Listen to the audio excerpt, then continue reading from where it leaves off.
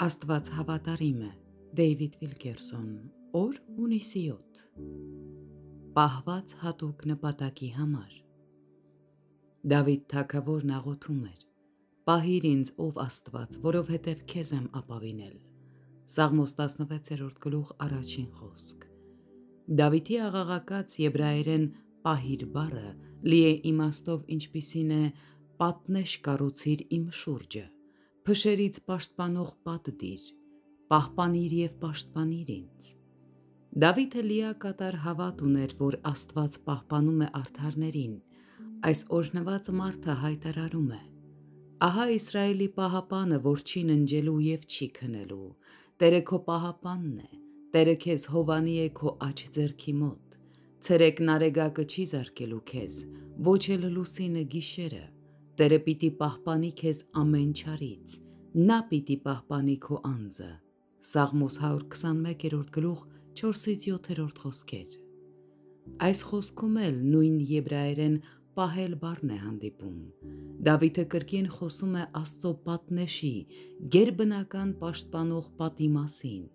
Նա մեզ վստահեցնում է, որ Աստված հսկում է քեզ, ուր էլ որ գնաս։ Տերը իսկապես մեզ հետ է ամենուրեք, աշխատանքի վայրում, եկեղեցում, ծառայության մեջ, Նա մեզ հետ է մեքենայում, ավտոբուսում, մետրոյում և այդ ամբողջ ընթացքում, ինչպես Դավիթն է ասում,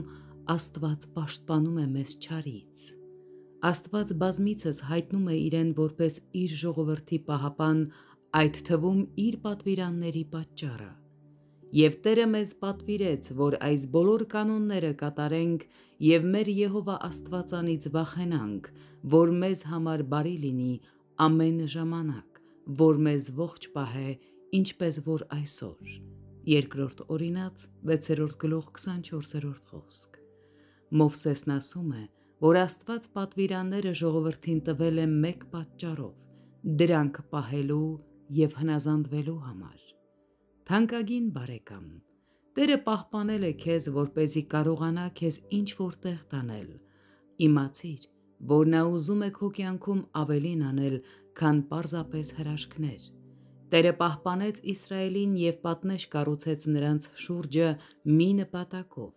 նրանց բերելու այն վայրը, որտեղ նրանք օգտակար կլինեին։ Նա նրանց տարավ ավետյաց երկիր։ Նա նույնն է ուզում իր ժողովրդի համար նաև այսօր։